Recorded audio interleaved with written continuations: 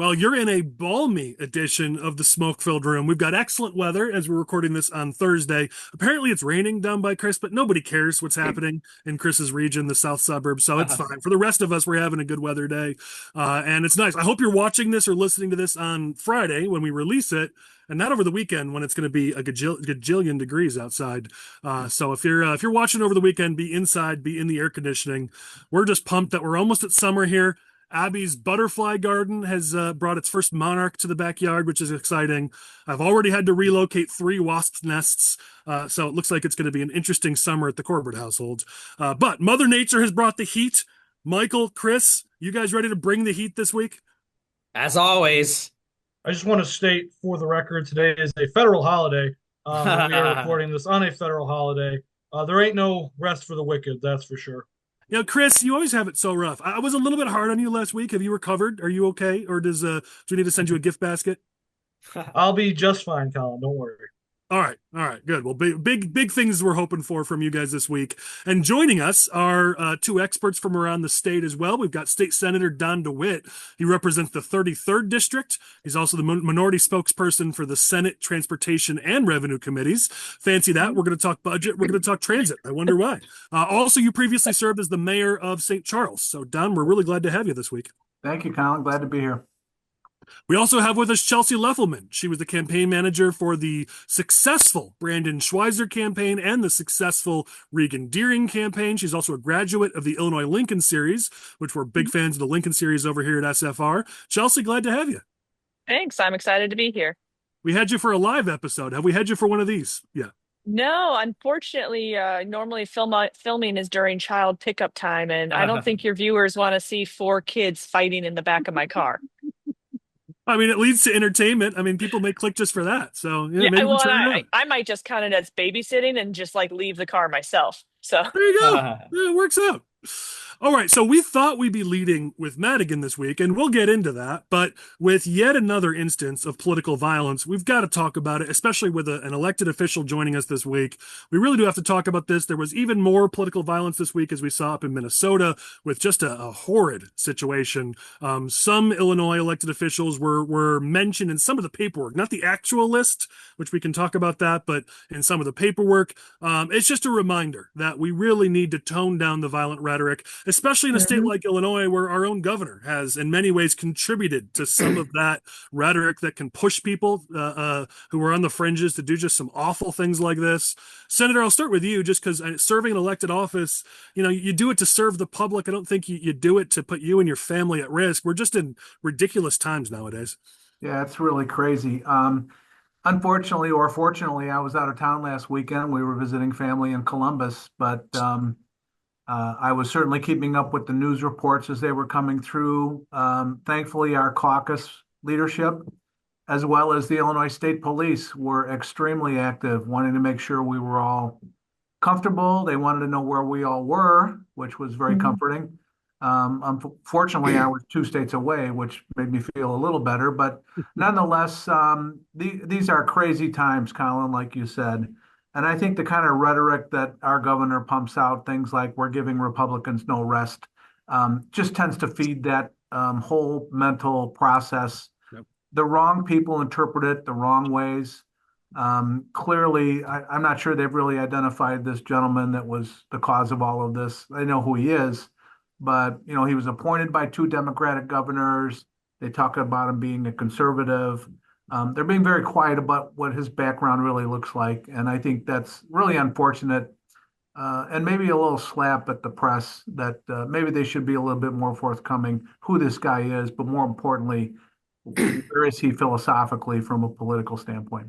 Well, if he was a hard, Republican out and out on social media about Republican, that's all you'd see in the news. Yeah, that's all you'd see. Yeah. I mean, it's just you see what's led to this. I mean, just this last week at the No Kings protest in Raleigh, North Carolina, there was a state representative, a Democratic state representative, Julie Von Hafen. I'm probably mispronouncing her name, but she posted on social media a sign that she was really proud of that said, "Cuts need to be made," with a picture of a bloody guillotine and the heads of Trump and Musk right next to it. Sure. You got Bernie Sanders, talking about how in 1776 we defeated the most powerful despot in the world in 2025 will do the same. And you've seen what the left, the killing of the CEO of United Healthcare not that long ago, the ridiculous situation with the killing of the two staffers from the Israeli embassy, the assassination attempts of President Trump. I mean, we've just seen this now for months and months and months, and yet the Democrats and the left have no interest in pulling back on their rhetoric. I mean, even Tim Walz before this was calling on Democrats to be a little meaner and bully the shit out of Trump. I mean, this is, when you're using language like this, what do you think is going to happen? Yeah, well, again, unfortunately, I think it brings out the wrong pieces of people's psyche, and I think it requires all of us to be a little bit more vigilant, be a little bit more pay attention to your surroundings, who's around you on a regular basis. Look, I've had conversations with some of my colleagues who have been dealing with this stuff even prior to this unfortunate Minnesota accident. I have colleagues who believe they're being followed. I have colleagues who believe they're being watched. They're not really sure where this pressure seems to be coming from, but they've felt strong enough about it. They've turned it over to the Illinois State Police to investigate. And those guys do a great job. They don't talk a lot about their security measures and things like that, but clearly they are paying attention. I'm, as an elected official in this state, I'm certainly glad to have them on our side looking out for us. And again, it's just another reminder. You have to be vigilant to your surroundings, who's hanging around, who's not. And hopefully we can work that down to some sort of a reasonable, continued reasonable debate rather than everything going physical. Yeah. So a story that I want to share real quick is Pat Keneally is a good friend of ours, former state's attorney in McHenry County. And, a story a lot of people don't know. He shared it with us briefly, and I want to get him to go into more detail now that he's not in elected office. But when he was coming out about marijuana in the press and going against Pritzker and some of the marijuana moms, Pritzker sent his researchers after Pat, and they were digging into his past. They were calling everyone who knew him. They were intimidating them. They were investigating him, everything they could lift up, because again, Pritzker's MO is character assassination. Why engage on a topic based on its merits or the issue? If you can ruin the reputation of the person speaking on the other side, you can win the argument, which politically, sure, that works. But I mean, Pat shared how, it was rough on the family when they were just, even the kids and the wife would hear stories about people asking their friends, do you know anything that Pat's done, or has he, been unfaithful in his marriage, and like just really poking and prodding. I mean, that's, this is not a new thing for our governor. So whether it's the rhetoric he uses or the political tactics he employs, it's war to him. It's all about, whatever it takes to win. And there used to be some level of decorum in our politics, but not under Governor Pritzker. Chelsie, Chris, Michael, curious if you guys have any thoughts before we move on. I just think that this makes the case that everybody really should start looking into a concealed carry class. I mean, that was the first thing I did when it happened. Is I texted Regan and was making sure, like, hey, yeah, you've done that, right? I'm somebody. My oldest, he's now 10. When he was just a baby, I didn't even have to use my gun to get somebody to stop robbing me. I just had to show him that I had a gun, and he stopped robbing me. So having a weapon on you to protect yourself, I cannot recommend it enough. Chelsie, I knew you were a badass, but that just solidified it. Well, it's and I even used to ride motorcycles, and then I started having kids and became weird. Chris or Michael, go ahead. I know that there was some initial reaction from many on the left that this may have been an abortion-related, attack.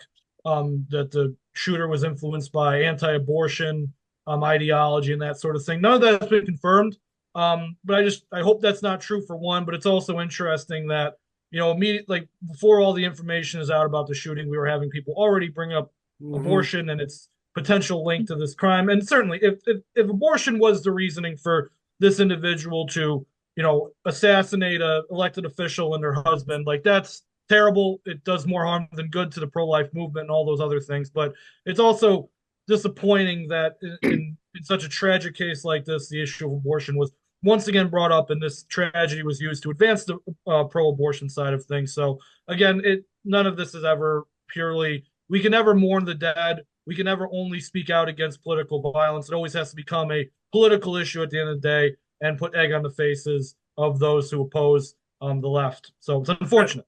Chris, I learned of this incident while scrolling through social media and seeing friends of mine on both sides of the aisle blaming these were the Republicans. This was the Democrats. Yeah. Like I didn't know it had happened. All I saw was in my feed, this was the Republicans or this was the Democrats. I'm like, what are you guys even talking about? And then I learned what had actually happened. But you're right. And Before how we even get the facts, we're already like, oh, it's all Trump's fault or it's all the left's fault. And like and I like what Don said. Let's just get the facts and let's go from there.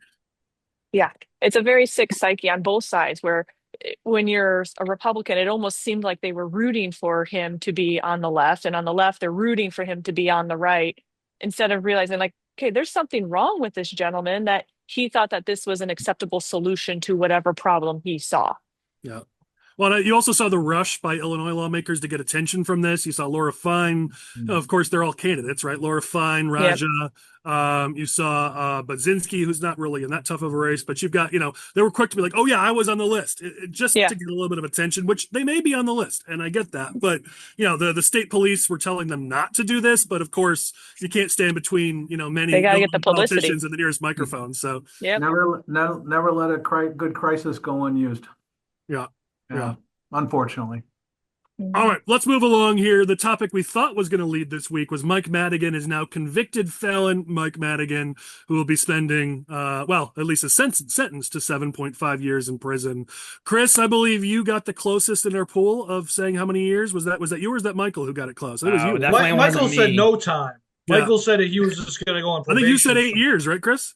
I said it was going to be more than what Burke got, but I was actually not thinking it was going to be this much more. Okay. My initial reaction was going to be, I think I said closer to 4 at the time. So I was technically closer in this game of horseshoes, but like not close enough to where I should brag about it, I guess. Yeah, well, I mean, no one in the state of Illinois gets to brag about the fact that our most powerful politician went to prison and joins the list of Illinois politicians who have gone there. I guess my focus here, aside from Madigan, and you're welcome to talk about Madigan, my focus here is how even in the shadow of this, as the case was going on, as the everything, this whole process, we've seen no ethics reform down in Springfield, despite the fact that Republicans in the Senate, in the House have been proposing reforms left and right, and yet Governor Gaslight keeps saying everything's fine. Everything's fine. There's no problems. We don't need ethics reform. I would imagine that, based on our track record of putting politicians in prison, maybe we should be thinking about that ethics reform, but not under Springfield Democrat rule. That's for sure. That's why they say that Democrats in Illinois always serve at least 2 terms, one in office and one in jail. That may be true. A couple quick thoughts. I'm not sure who predicted 0 time for Mike Madigan. I think 12 and a half years, along with a $2.5 million, $2.5 million fine for reimbursement retribution, probably was where it needed to be. I personally don't believe Mike Madigan will ever see a day in jail. I think he will appeal the shit out of this thing. Pardon me. No, you're right. Yeah, he will appeal this till the cows come home. He's not a young man. I cannot imagine the stress he and his family have been under. But I honestly don't believe he'll ever see a day in jail. Yeah, I mean, he's 83 now. His wife is in poor health. Yes. Whether it's this judge or another judge, there will be someone who takes pity. And you're not wrong that he's certainly. That's why I said he's not going to spend 7.5 years in prison. And you might be right that he'll find enough loopholes to just never even have to step foot. Sure. I think the really unfortunate part is the fact that Mike Madigan turned out to be everything we all thought he really was made of, and that was building this house of cards. With all of these favors and political favor buying, exchange of ideas and exchange of jobs for cash. And again, always thinking he's smarter than everybody else, which is the unfortunate part. I think there's some people in that federal attorney general's office probably a little bit smarter than he is. And I think they got the best of him in this case. I think he got exactly what he deserved. I mean, listen, they were cocky this whole time. I mean, you're not wrong on that they were until the very, very end. Even in Madigan's closing, like what he was able to say during the sentencing, he was still pretty cocky there. Like there was no remorse, as the judge said. And they, all throughout, they were letting everybody know they were doing just fine. And it was like, well, they had some of us convinced. I listened. I was like, okay, well, maybe he will be just fine. But I think, part of the interesting thing here is what they did and didn't get him for. I mean, that's the sad reality. Is this is like Capone going down for his tax returns. Like, Madigan has a long history of corruption, and if we knew everything that had gone on, it'd be a whole book about the things he did that were either corrupt or at minimum unethical. And yet, they caught him on a couple things here, but there's so much more that's under the water, the tip of the iceberg here. That's the actual iceberg that we're just never going to know. That's the unfortunate part. Well, one of the things that the judge said that I read, and I think the Illinois or one of the articles was that Madigan chose to testify, and the judge made a comment at the sentencing like that, basically saying like that was a mistake. If you had just pled the fifth, like this might have been a different result. But he got on the stand, he lied under oath. And when you do that, you get what's coming to you. I mean, they asked for what, 12 and a half years, $1.5 million. They got, 7.5. So they got a lighter sentence, but they got 2.5 million. So they got more money. So it was kind of a little bit of give and take there, but it's well deserved after 40 years of, corruption and screwing over this state at every turn. Yeah, but the money doesn't really matter at the end of the day because, listen, they've already said that Madigan's worth about, what, $40 million in court proceedings, which is lower than perhaps I thought it was going to be. But even still, he's sitting on $10 million in his campaign account, I'm pretty sure still. So a $2.5 million fine is going to be nothing. It's the same thing with Burke. They gave Burke like a $2 million fine. That's nothing. And he'll be able to pay that no problem. And to go to Senator DeWitte's point about appeal, like I would expect the same thing. You're worth $40 million. You're 83 years old. You got some money to burn. You might as well appeal this thing as long as you can and try and stay out of jail as long as you can. So that's what I would anticipate Madigan's going to do. Just from the political strategy point of all of this, it's going to be interesting to see if anybody jumps on this. I've seen that the Illinois Republican Party came out with a statement. Cook County Republican Party came out with a statement. I believe both caucuses came out with statements in regards to the sentencing being handed down. But look, I mean, this is, at the end of the day, this is still not a major political issue. It hasn't been a major political issue for, at least 8 years at this point. Like, you're talking about Madigan, who hasn't been in office for 5, hasn't been a major player for 5 years. He's out of the minds of many Illinoisans, even with the sentence, even with the conviction, and all those other things. So I would say that if you're a candidate for office in the state of Illinois, it's not worth it trying to go down this Mike Madigan rabbit hole. Yes, like there is an argument to be made that the Democratic Party exudes corruption in the state, or at least from the perspective of a Republican or an independent voter. At the same time, that is not going to be the winning message. Polling has consistently put corruption at the bottom of the concerns of Illinoisans and then voters across the state. What matters to the voters of Illinois is getting things done. And that's how Madigan survived. Madigan, whether you love him, whether you hate him, whether you're neutral towards him, the reality of the situation is that Mike Madigan was a governor, was a small g of this state, and he was he was a constituent representative for the people that he happened to represent in his district, and that's how he survived for so long. That's how he wielded so much power for so long. And until there is a recognition of that, irregardless of the conviction, irregardless of the corruption, irregardless of the unethical behavior, that what made Mike Madigan work for so long was the fact that he was a governor in this state, was a small g, of course, again, and he was able to cut the deals and to get things done. That's what made him successful. Okay? That's what made him the man that he became. And that was ultimately what led to his downfall. But we also need to recognize that the voters of Illinois don't necessarily care about corruption. As unfortunate as that may be, if you're a Republican or an independent or a progressive in this state, the reality of the situation is that the people of Illinois want results. Mike Madigan delivered those results for good or for bad for many, many years. And it takes different results and different governing in order to pull the Republican Party or pull independents up in this state. Chelsie, you were trying to jump in. Go ahead. I was just going to say that I don't think he didn't get what he deserved, because the practices that he put in place, the people that he got elected, they're making decisions now, and these things are going to have ramifications for decades to come. Back to your point, Chris, though, of how the people don't care. I used to work for Invest in Kids and Empower Illinois. When we would be bringing parents down to the State House, and they would see on that wall, like, the Speaker of the House, and they would see Mike Madigan's name on like 6 plaques because he'd served for so long. These people, these voters, to them, that just exuded power. And I kid you not, every time I showed a parent that, they would say, wow, he must have been good. Like, we care about corruption because we're the politicos. Like, we're the numbskulls that kind of keep reading the stuff and like get mad about it. But the vast majority of Illinoisans are just out there living their lives. They don't care about this. I could walk out into the street and ask somebody like, hey, do you know who Mike Madigan is? And they tell me no. So I think you're right. For us to focus on it, for us to be putting all this stuff out there, it's not going to move the average voter. And who you need to vote for you is not the people like us that are policy nerds. You need the average voter.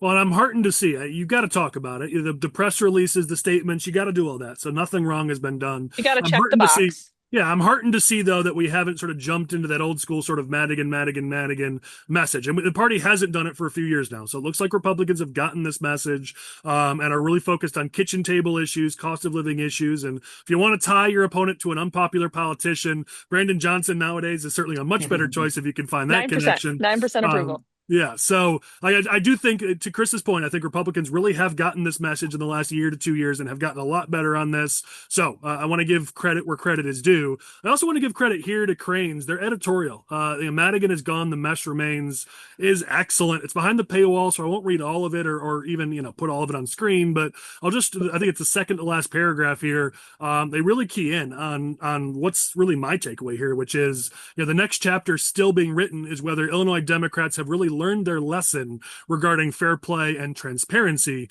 and whether they're capable of getting the business of Illinois residents done, minus a de facto autocrat like Madigan. And the cluster crash that took place in the waning hours of May doesn't inspire confidence, nor does news that Senate President Don Harmon faces more than $9.8 million in penalties connected to allegations he broke a law designated to curb big money in political campaigns, nor does the flap that arose after the current House Speaker, Chris Welch, secured $40 million in funding for a sports facility at his alma mater. Madigan's fate may be sealed, but when it comes to good government in Illinois, the jury is still out. I think we saw that. I mean, we see a lack of ethics reform and continued things like what Harmon tried to pull with the elections omnibus, what Welch pulled with the budget. We continue to see this even while Madigan is being sentenced to go to jail. I don't know that Springfield Democrats have learned their lesson. Yeah, Well, you can get to 83 and live a great life. Why does it matter what you do now? Yeah, well, I'm not sure what the next few years might look like for him, but Chelsie, I appreciate your point. I mean, if nothing else, Republicans finally, every one of these politicians that gets found guilty, Republicans are finally waking up and realizing what we've been telling you all these years about all the ethics violations and the concerns about how they do business in Springfield. Now you're seeing that we were right. We were calling it like it is. We were trying to tell people these people do not operate ethically. They keep the rules of politics and campaigning loose for their own particular benefit. The ink wasn't even dry on Madigan's sentencing documents, and the story about Don Harmon came out. He may be in very serious trouble. Somebody even mentioned to me that there could even be some criminal charges. That he did it knowingly, which takes it away from the civil violation and may very possibly move it into criminal. Don, that's a fair point. I mean, this whole time they've talked about, oh yeah, we didn't think it applied. It's like, well, then you're admitting you knew. I've not heard somebody say that, Don. You're right. Then he maybe shouldn't have tried to write a bill to basically excuse himself from all of his conduct. The last day of basically session. admitting guilt there, right? Or at least admitting that he screwed up. Exactly. I saw there was a good article in Illinois Policy following the sentencing, and they said that in the 40 years since Madigan took over as speaker, there were 2,310 elected officials that were sentenced or convicted by federal courts. Wow. And that doesn't even include, the convictions at a state level. So this is permeated, people see like, oh, Madigan was able to get away with this for 4 decades. Like, I'm going to, take my shot at it as well. And they also said there's 57 current members of the General Assembly that had received campaign contributions from Madigan at some point during their career. So this goes deep and wide. It's not just Madigan. He was kind of the figurehead and the one that a lot of people, know about. And learned from. Serious problem for our state. Yeah. Well, look, Butler, I just want to add, like, I've always hated when people say like this X so and so person took money from Madigan, like he was a caucus leader. Well, Like, yeah. of course they took money from Madigan. He was a state party chairman. It's still Of the course facts, they took though, money. Chris. It's still What? the facts. You can defend your Madigan acolytes all you want. It's still the facts. What we've been talking about for years, Colin, that like these loose connections to Madigan, even firm connections to Madigan. Does this ever matter to the Democrats when they attack us? When they're like, "Hey, someone, Don DeWitte was in a parade and shook someone's hand who happened to be in a meeting with someone who said X, so it's all Don DeWitte's fault." Like, this is what the Democrats do. Why are you defending them? Well, what I would say is two things. The first thing I would say is that the Democrats have more wiggle room when it comes to these types of attacks because they're already in the lead in many cases to begin with. So when they make a poor political decision, you don't immediately notice the effects of it afterwards. And number two, the Democrats also in some cases are better at using these types of tactics against the Republicans. No, so I don't think we should stoop to like either fail like something that we know by polling and know by like historical evidence. Like this is something that doesn't work. Well, because again, it's kind of like what Collin either way, in the past. You got to, Michael, you get the final point, then we got to move on. Go ahead. All right. No, I was just going to say it's a point that you've made in the past where, okay, you have this connection, use it to make a broader point, right? Like whenever a Republican candidate for state rep, for example, gets a contribution from somebody and the Democrats use that against us, they don't say, like so-and-so got a contribution from Chris Miller. They say Chris Miller is, pro-life, that he contributed to this candidate, so that means they want to ban abortion too, right? They don't even mention the name. And because they're proving a bigger point, they're not arguing about, oh, well, Chris Miller donated to somebody 300 miles away, and that's why you should vote against them. Use the facts to prove your larger point, your larger theme. That's the tactic here. So, all right, let's go to the next thing. We got to talk. I mean, it seems like a weekly thing at this point. We got to talk immigration.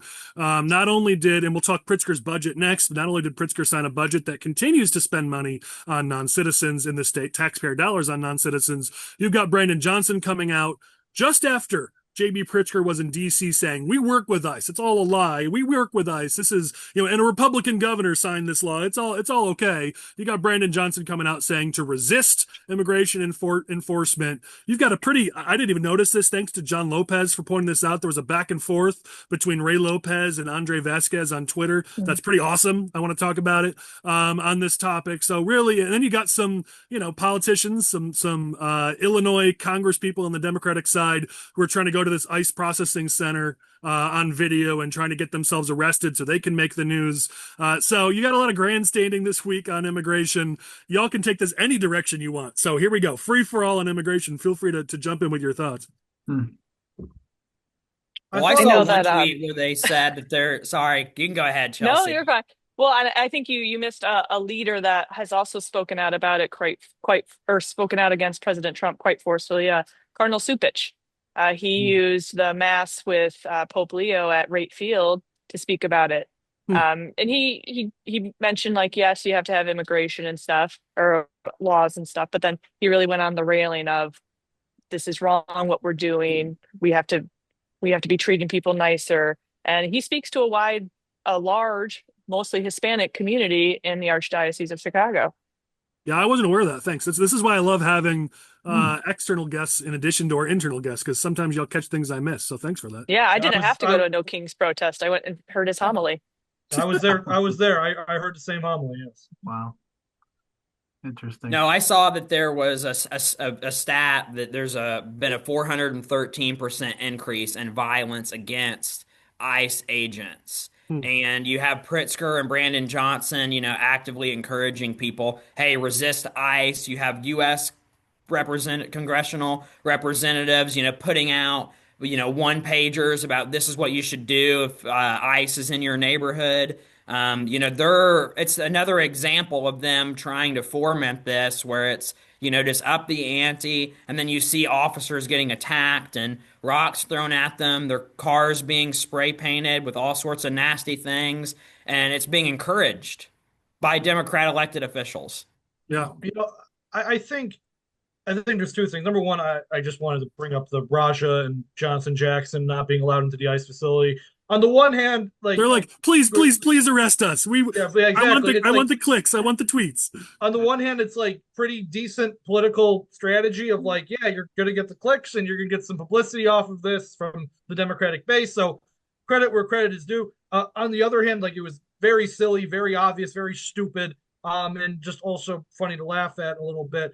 I think part of the problem for the Democratic Party here is that like they're going through such a struggle at the top level right now in terms of who's in charge of the party, where's the money coming from, and all these other things that they're not really prepared to deal with this, national immigration crisis, the way that would probably be most effective because as we recall, just a few months ago after Trump won the election, there was amongst a lot of Democrats, there was supposedly supposed to be a come to Jesus moment of why we're losing elections. Why are we losing to somebody who they perceive and even polling perceives as not to be a particularly strong candidate in President Trump? How do we keep losing to this person? And there was at least a goal by many Democrats like Tim Walz, like Gavin Newsom, to at least reach out and trying to figure out what went wrong in the Democratic Party's messaging. Well, here we are several months later. There's no top leadership in the Democratic Party. There's no structure. So there's nobody to tell these people,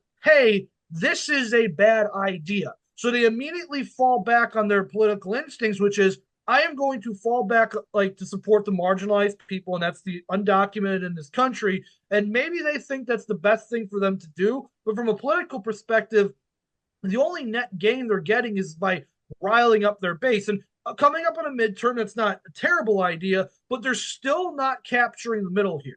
And Chris, just to clarify, because you are one of our leaders on understanding racial politics. When you say rile up their base, it's a segment of their base. It's white liberal suburban women that they're riling up. You're not riling up your immigrant base, your Hispanics, because the people who are the most anti-illegal immigration are Hispanics who came here legally, are especially in some African American communities, they don't align with this messaging. So when you say rile up the base, let's just be clear, it's only one segment of their base they're riling up. Right. It's young, progressive liberals who are already voting for the party to begin with, or maybe not because of other issues, but it's those voters and then it's the white suburban liberal demographic. As we've seen with demographic trends, Hispanics moved hard to Trump in this last election. Now they're not fully on our side, this is certain. But the immigration policy is not a deal breaker for Hispanic voters in this country to vote Republican. Okay? It's not a deal breaker. So they're trying to rile up their base, and they don't actually understand, because you're dealing with white suburban legislators in many cases, so they don't actually understand like the status on the ground in many of these communities where crime amongst undocumented immigrants is a problem, where the cartels and the gangs, like all these things are problems. So they're latching onto this immigration issue instinctively or reflexively perhaps, and they're not actually doing anything to move voters in their direction. They're just continuously appealing to their base. And this is different than the first Trump midterm, where the Democrats latched onto the issues of healthcare and the economy, and mostly healthcare. I remember healthcare very, very hard in the first Trump midterm, which was a main issue. Racial politics. It was female driven issues, and it was healthcare. Right.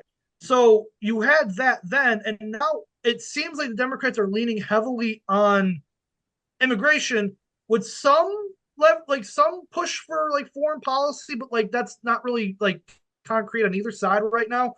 So the Democrats are kind of shooting themselves in the foot here. Like, I don't think this is going to help them on the immigration issue, because they're still like as we talked about on a previous podcast, polling is showing Trump doing fairly well on the immigration issue right now, even amongst independents and all these other demographic groups. So like the Democrats have to figure out how to get themselves out of this. And I don't think there's an appetite for that right now. Yeah. Chris, to your point, I don't believe for 1 minute that ICE agents are simply picking people up off the street and arresting them just because they happen to be Latino. I believe ICE is targeting criminals, people who've been charged with crimes in this country, who may or may not be here legally or illegally. But if they're committing crimes, ICE is going after them. We had a situation in Elgin, just north of St. Charles here, just the last couple of days. purportedly a man was pulled out of his pickup truck on his way to work. And of course, the cry came out, he's perfectly legitimate. He has a job. He pays his taxes. The messaging on the Democratic side is horrible right now. This is more of their attempt to create a diversion from their deficiencies, not to mention the last 8 years of governance in this country, but locally here in Illinois, and particularly to continue to badmouth Donald Trump as president. I think you mentioned his polling has been very good. It's plus 50, 55, 56%. The majority of Americans approve of his policies. Look, I was a Nikki Haley delegate. Full disclosure. I'm a public. I was a fan too. Yeah. But I believe Donald Trump is on the right track when it comes to getting hard nosed on immigration. I sat in meetings with friends of mine who are mayors who were called into Chicago after all of the buses started showing up in the city. And these mayors were told by Mayor Brandun Johnson, if they show up at your suburban metro stations, you bring them to Chicago. We need the population. We need their head count. We need to make up for black flight, people leaving the city of Chicago because it is such a problematic area to live in. And if I had not heard that from 3 people who I've known for a long time, I would have never believed it. But I think it's true. I think it's a continuation of finding every opportunity they can, even if it's creating a false scenario of what's actually happening, to use this immigration situation in an attempt to rebuild some sort of a message that they can crank up and gin up their base with. You know, it's funny. I mentioned a back and forth. So Ray Lopez was on Fox News and tweeted about it, and it got Andre Vasquez all angry, and they went back and forth. You should check it out on Twitter. It's worth it, or X, or whatever you call it. But what was interesting is he made a similar point, Don, which is something I've been saying for a while. What Democrats are doing with the issue of immigration is similar, I'll be careful here, but similar to what we see terrorist organizations do, like Hamas, where they build their bunkers underneath hospitals or schools. And then when Israel goes to bomb their bunker, they go, oh, look, you bombed a hospital. Oh, look, you bombed a school. I mean, they are intentionally trying to hide the illegal non-citizens or illegal immigrants who are here, who have committed crimes behind those who maybe haven't committed crimes. And they're like, oh, look, you got somebody in your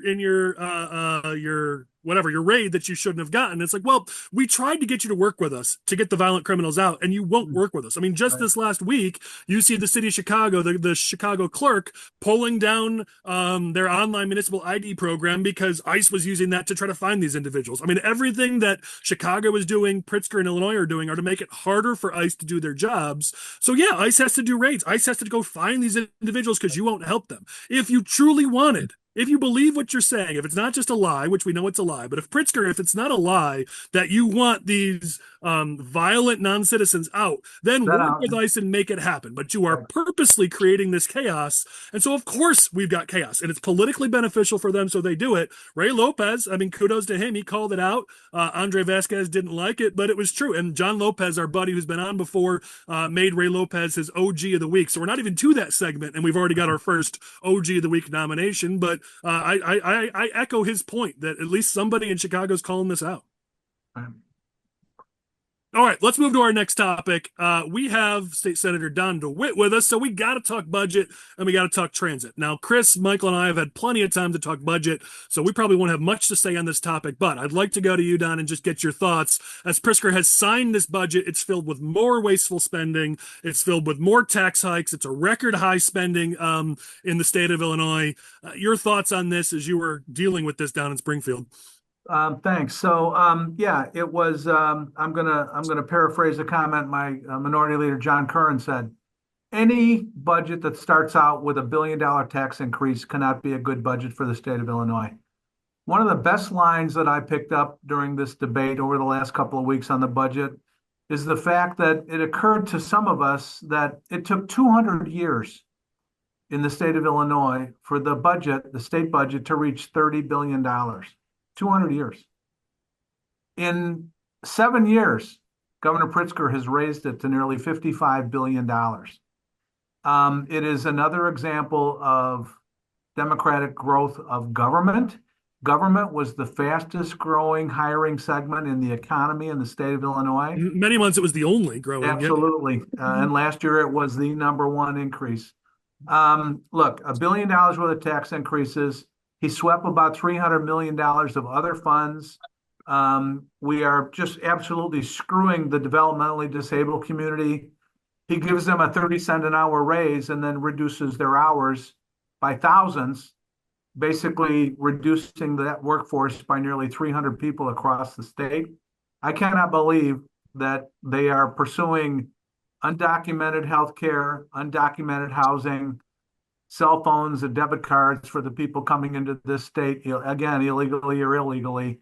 Their priorities are so screwed up. A $40 million field house for Chris Welch, $271 million in absolute district pork for every Democrat in the Senate and the House. Not one red cent for Republicans for specified projects in their districts. It's pathetic. It's hyper-partisan. It is what is leading our state down the fiscal abyss that it'll take us decades to recover from. Well, and Don, obviously one of the reasons why they passed this thing in the dead of night is so that nobody can scrutinize it. And it seems like every day or every week, we're learning more about what's in this budget they passed. I mean, just this last week, we learned $5 million to NASCAR for their operating expenses. You pointed out $1 million for the President's Cup Golf at Medina, $1 million to that. I mean, we're just seeing, again, every week we see more examples of this spending on, for their pals and their priorities. Meanwhile, as you said, whether it's developmentally disabled, whether it's mental health services in the state, whether it was, reducing the amount that went towards lowering property taxes for our own residents. Right. Seems like more and more we're spending on pet projects and non-citizens while working families in the state get the shaft. Sure. I'm glad you mentioned property taxes, Collin, because that was one area specifically that was called out during our debate on the floor the night before, right before the Democrats supported this budget. There's a commitment to fund education, K through 12 education, at $350 million on an annual basis. $47 million of that money is specifically designated for school districts to reduce property taxes across the state. Now, the governor will argue the fact that, well, we give them this money and they don't use it to reduce property taxes. Well, Governor, how about the fact that because they get that money, they don't have to continue to raise property taxes on residents across the state? That $47 million got cut out of the budget this year and got swept into some of these other projects. I would encourage all of you to take a few minutes and find my colleague Chapin Rose's floor speech on the budget. He decided to play the blame game, and he decided to determine who was it that put $40 million into the budget for Chris Welch's field house. Could have been Donald Trump, could have been Stephen Miller. That's on you guys. Who decided to increase the budget $2 billion in spending? Did Stephen Miller call Alexis Sturm at Gombe and tell her to put $2 billion more in spending into the budget?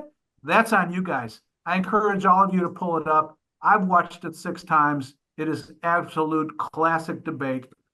The only thing more humorous than that was Pritzker the next day, after talking about, well, this isn't necessarily Donald Trump's fault because he got caught trying to sell that one again. He actually reverted back to Bruce Rauner. Bruce Rauner politically has been dead in this state for 7 years. When does this guy start taking responsibility for the office he's been elected to in the state of Illinois? I just don't know when it's ever going to happen. Yeah, listen, we've got a song we did for SFR that's in you should check it out. It's Not My Fault, based on that song. It's Not My Fault. I love that song by Brothers Osborne, I think it is, or whatever. But anyways, I'm getting off the point. Pritzker even still went back again to the Trump slump. He's been doing that ever since. There's a couple times this week where he said it's the Trump slump, and this is impacting all states, red states and blue states. It's like, hold on. No, it's the fact that federal money has stopped flowing to the states after COVID. That's what's created the deficit in red and blue states. Everybody knows it. The facts are there. We've all known it. But Pritzker is trying to, again, I call him Governor Gaslight, because at this point he just says it in hopes that the media will carry his message and people will believe it, even though it's the furthest thing from reality. He keeps doing it. Yeah. Right. Chelsie, you haven't had a chance to speak on this, and then we'll go to our next topic. Go ahead. Yeah, I was trying to look it up, but I can't find the exact numbers. But I know millions were cut in veteran benefits, veteran Mhm. programs for our veterans. So we're going to take away from these people who gave so much and give to people that haven't done. Hmm. Yeah, that definitely bears looking into and talking about more. Thanks for that. Yeah. All right, let's go to our next topic. Again, I want to go to the senator on this as one of the leaders on transit. We've talked a lot about transit on this podcast over the last few months. But Senator, I really want to focus on just where do we go from here? We talked a lot about, what was in the Senate package and, how it wasn't the common sense plan and reform that I know you and Seth and others were pushing for. Where does this go from here? Well, unfortunately, right now, I think transit is in the proverbial political bubble. A bill did pass in the Senate.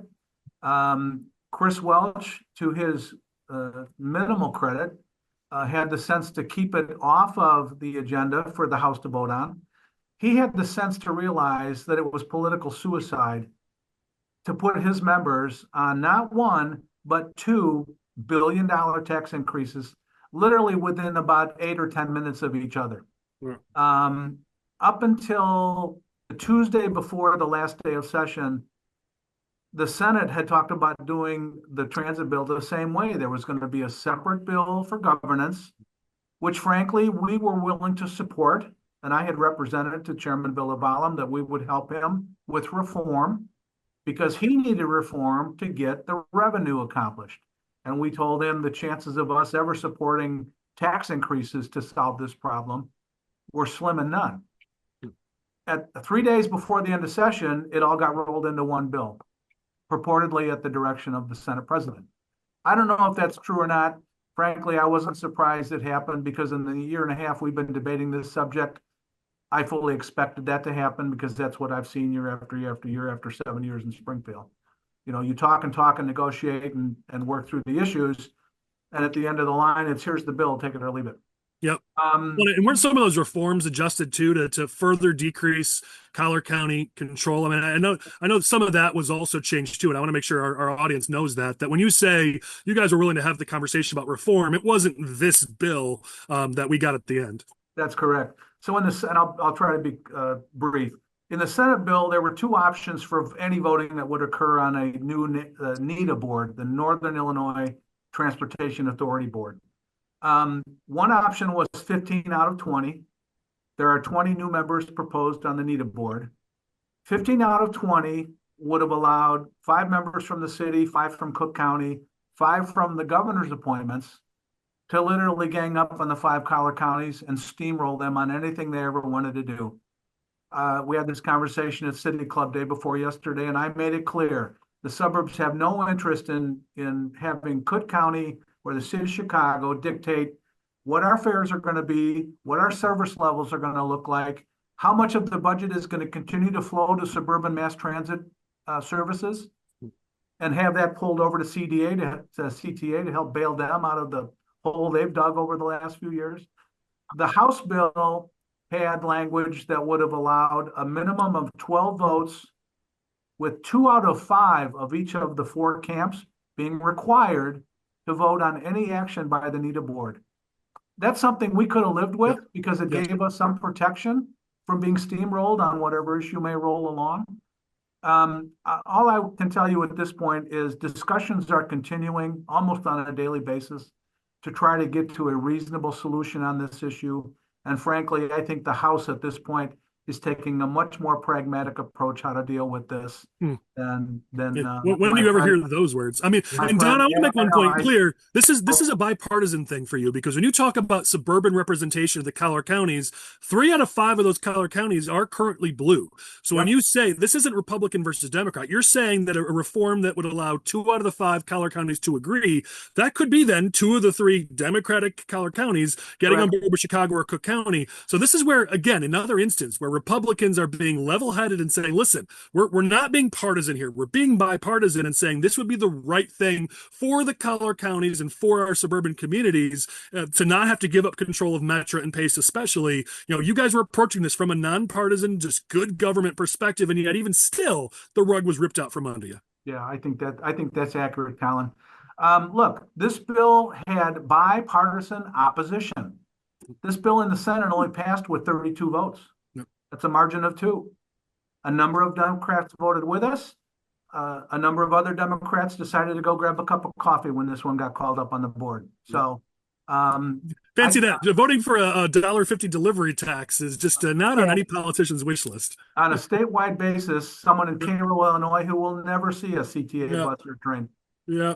It was really unfortunate. There's enough money being collected from the taxpayers of this state right now that with reasonable discussion and reappropriation, we can cover this issue with a minimum of tax increases in the state of Illinois. Interesting. I know Chris, Michael, and I have had a lot of time to talk about this. If you guys have thoughts, feel free to jump in. Chelsie, you may not, but if you have thoughts, go ahead and jump in.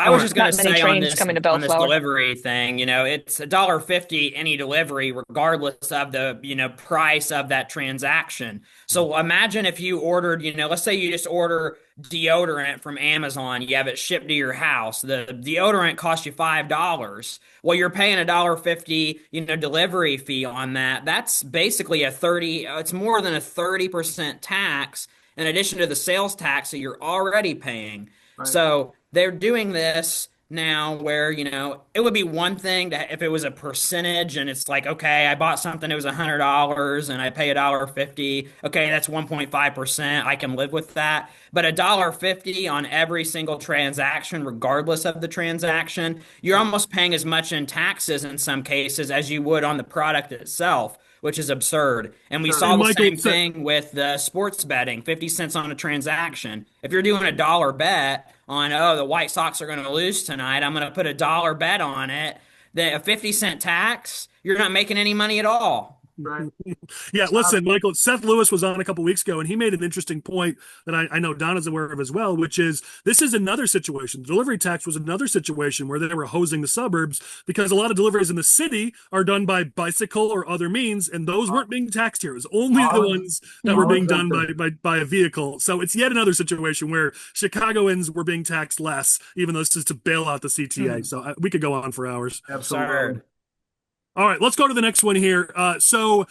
This topic really makes me happy. So Republicans have gone to the courts to fight Democrats on a bill, which we've talked about a couple times now. There was a giveaway to the Trial Lawyers Association at the last minute. They gutted a bill, threw in some things here that would help the trial lawyers be able to sue on things that didn't have anything to do with Illinois, but they could venue shop in Illinois and maybe take it to Cook County or Madison County or wherever else they could find a favorable judge so they could make a lot of money. But what I love about this, which we could talk about that, but what I love about this is Republicans taking it to the courts and taking the fights to the courts. I mean, Kwame Raoul and the Democrats are doing this to Trump and Republicans nationally on everything that we try to do. You breathe and they file a lawsuit. We've been advocating for a while for Republicans to say, fine, we'll do the same thing. And so I love to see you've got both caucuses united on taking this situation to the courts. You've got the Freedom Caucus, which took the budget to the courts on the way they did it. It's a travesty how Springfield operates, where they're able to just sneak a bill through in a few hours or,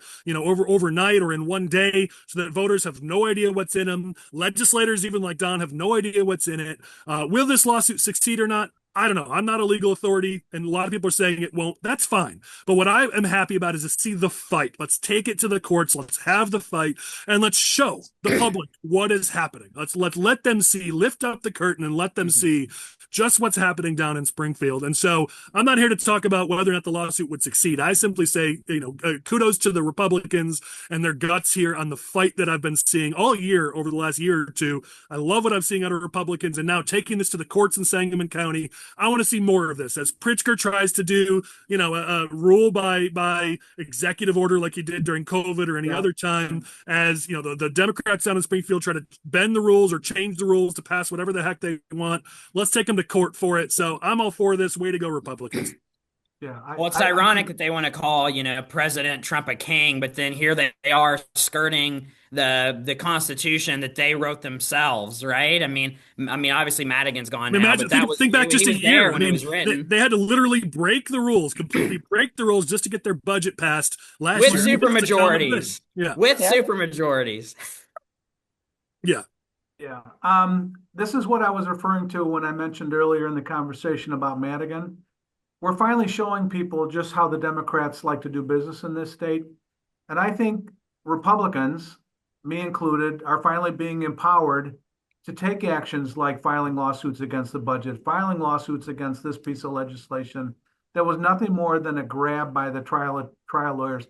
You know, when I first went to Springfield, I always thought it was the unions that controlled Springfield.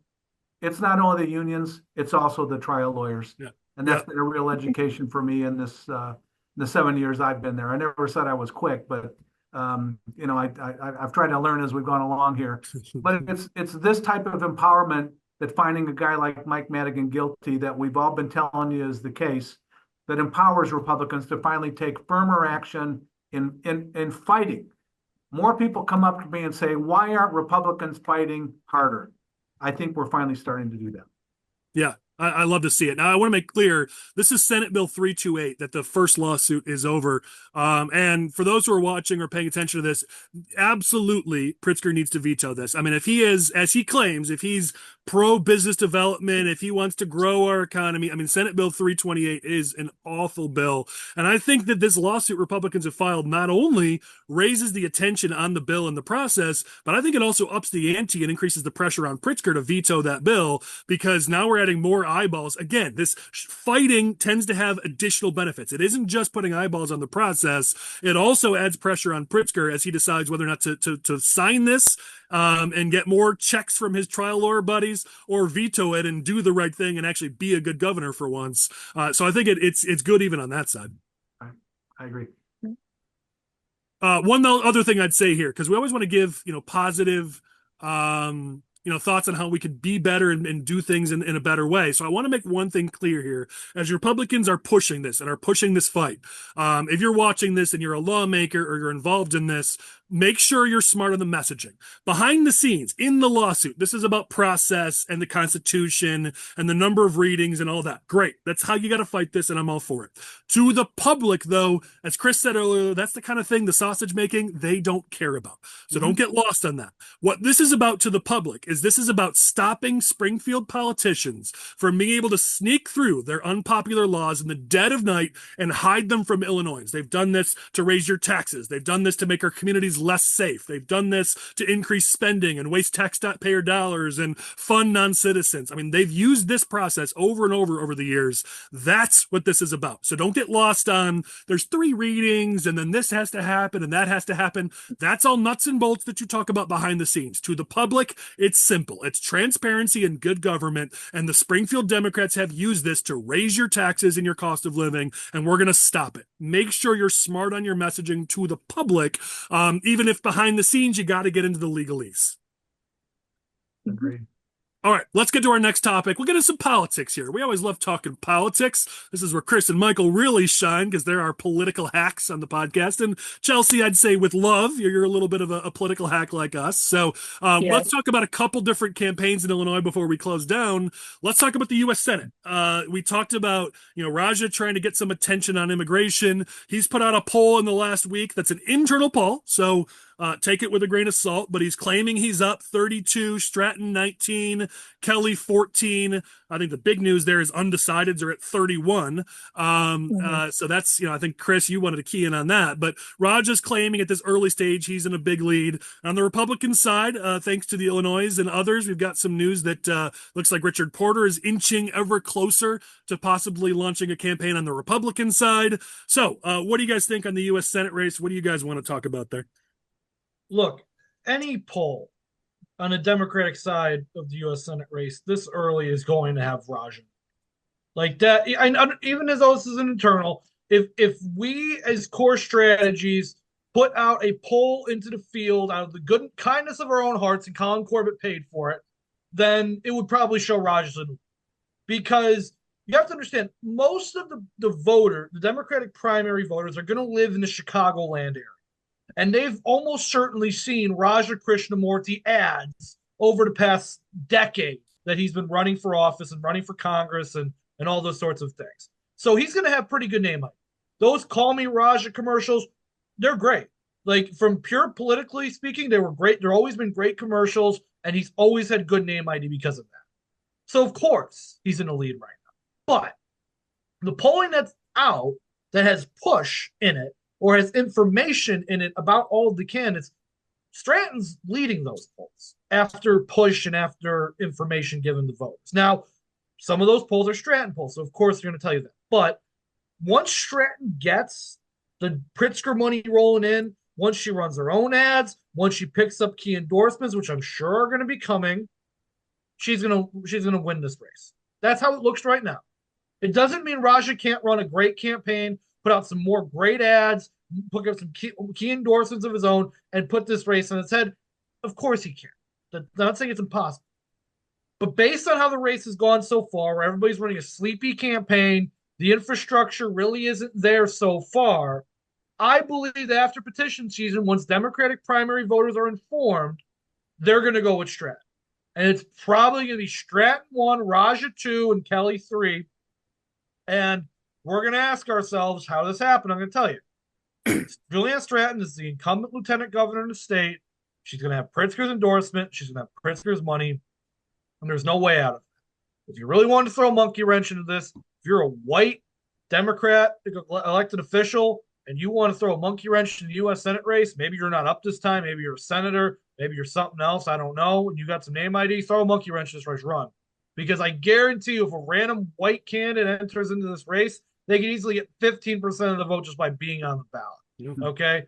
So just something to think about. But this race, Raja's in the lead right now. I'm sure if the election was held today, yes, Raja would win. But we got a lot of time here. Stratton is still the favorite. Stratton, the lieutenant governor, nobody knows who the hell the lieutenant governor is. We've said this over and over. Of course, she's not polling high. As a matter of fact, honestly, having run very little campaign and she was in office in the state house for 3 minutes. She's been lieutenant governor under Pritzker. Like, the fact that she's at 19, I'd be dancing a jig if I'm the Stratton people. The fact that I haven't even run a campaign yet and I'm already at 19, like, I don't know if I'm Raja, I put this poll out, but I don't run Democrat campaigns. I don't run his campaign, so it's not my problem.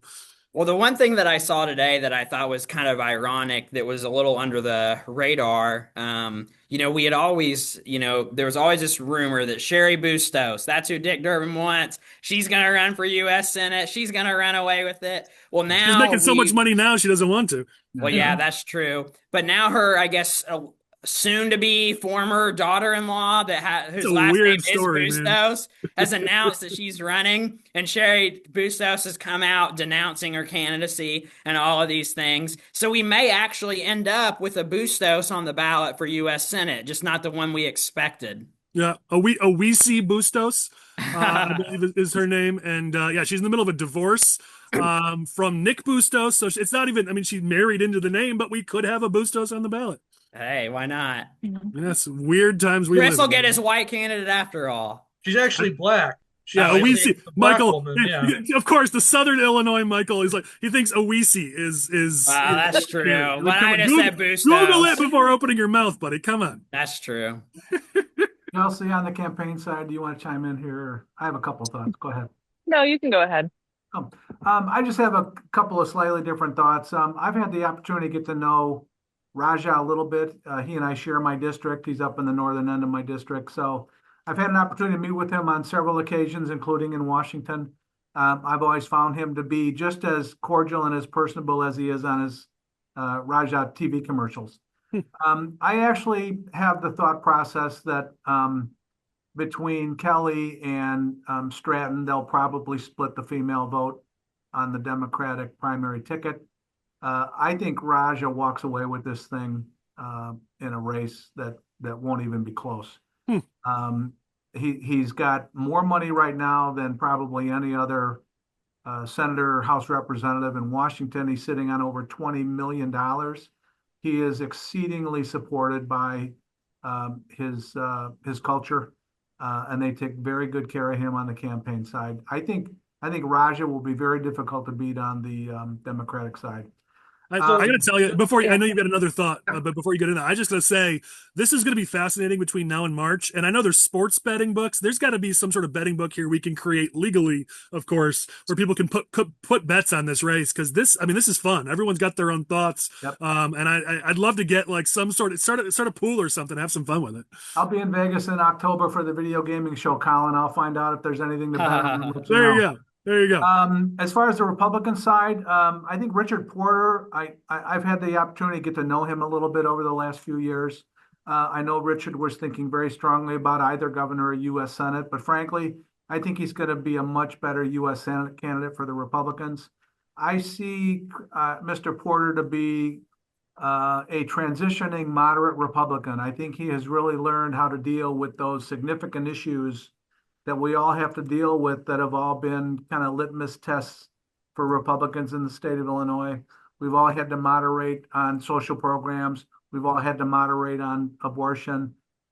Richard Porter is a very smart guy. He was White House counsel who led the Republican charge for the impeachment of Bill Clinton. This is a very smart guy who understands how Washington works. I can't think of a better candidate the Republicans could put on the ballot for U.S. Senate than Richard Porter right now. I'm just excited we're finally talking about like a serious candidate for a statewide office. I mean, absolutely. Richard, please announce soon so we can actually talk about it, but it's nice to actually have a candidate to be talking about. I agree. I just want to follow up on what Senator DeWitte said. First, in relation to Porter, like the part about him and the impeachment of Bill Clinton, I did not know about before last week when he was at the Southwest Cook GOP meeting and he was the keynote speaker, and he kind of ended with that. He kind of like brought it up as an aside, like, oh yeah, like I'm the reason Bill Clinton got impeached. Like, dude, lead with that. Like, it was like the story he told was like so cool and interesting. I was like, he should be rolling with this. Like, this is like maybe he shouldn't like put it on his campaign ads because who cares about like Bill Clinton's impeachment at this point? But like to political junkies like me, like I was eating this up. Like this was good stuff here. Like how he's like sitting in his office getting phone calls, like another, like sir, another woman has like said this is going on. Like whoa, like this is good stuff here. Second, in relation to Senator DeWitte's commentary regarding the Democratic side of the race, I'm not saying like that's wrong. Like common common knowledge would tell you that like Chris, come on, you got in a fight with Ugasti. You got to get in a fight now with DeWitte. It's like a requirement. Say he's wrong. Come on, it gets clicks. I'm not saying like here. Common knowledge would tell you that like having two female black candidates in race is going to split like the female black candidate. Maybe not three, but yeah. Like yeah, like it's now you get no Bustos is I don't think is going to be a serious candidate. Like come on, her own ex-mother-in-law isn't going to support her. Like come on here, folks. But like so yeah, and I've said that like I think Robin Kelly might just be a plant, like try and like Dick Durbin, like galaxy brain moment where he thinks he could just have her run because she wasn't going to run for re-election anyway and like take votes away from Stratton.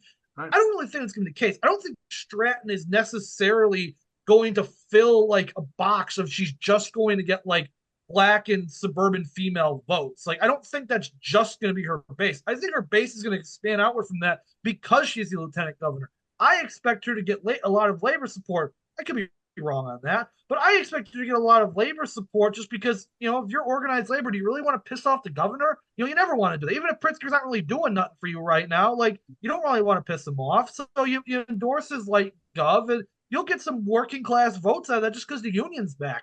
Sure. So like that's where I see the race going. Like again, like his history would indicate, yes, having two black female candidates, that's an advantage for Raja. I just don't think that's going to be the case in this race. Yeah. I don't disagree with you, Chris. I think one of the key issues is going to be what Pritzker decides to do. If he decides to run for a third term as governor, I think he's all over the Stratton race. And to your point, I think he will be writing checks day and night to make sure Stratton gets, because they're going to be out campaigning together everywhere they go, kind of like they do now. Every press conference you see since Pritzker's been in office, Stratton is standing there right next to him, and she is always quoted in the press release. Yeah. If he runs for governor, I agree with you. I think he's probably going to be a lot more help to her than if he decides to run for president, is going to need his checkbook for a lot more important things than making sure his lieutenant governor gets elected. It's an interesting point. In Illinois. I think that's a fair counterpoint. I do. I think that's a very interesting point that if Pritzker doesn't run for re-election and he just sets aside on presidential ambitions, sure, he's going to support Stratton. It's his like gun, but is his support going to be as much as if he's actually on the campaign trail with her at the same time? Yep. I think it's a very good question. Yeah. We see how rare he is in Illinois even now when he's not officially running for president. So when will he be in Illinois when he's actually running for president? Chelsie, you've been saying for like an hour. Yeah. Go ahead. My read on it is that Governor Pritzker just supported her just because she is his lieutenant governor. His heart's not really behind her. It really, he's doing it because he had to. I don't see him really trying to push her through the finish line. And if she is going to get through the finish line, she would need a big push, and he could provide that big push. But I don't see his heart being in it for her, or his money really being that much into it. Yeah. Interesting. I want to talk about Porter for just a second because Chris, the point you made or started to make about his great story has kind of been Richard Porter's Achilles heel in that he is. I think we talked about this last week or the week before. As you picture, like, how would somebody do if they're in office? Porter would do a great job as a U.S. senator. The challenge is oftentimes we see this a lot where people who are good at governing aren't so good at campaigning or vice versa. We get those people who are great at campaigning and they win and then they're horrible at governing. A great example is when Raja did his thing where he tried to get press, Porter put out a social media post, which I'll have Lane put up on screen. It was 8 paragraphs, 9 paragraphs long. It took him until the 5th paragraph to actually name Raja and get to his point. Now, if you read the whole thing, it's interesting. It's well thought out. I mean, Porter is a very thoughtful individual. The problem is in campaigns, that's just not how the campaign world works. Like Chris, it's your story about, he had that interesting story about Clinton and he ended with it.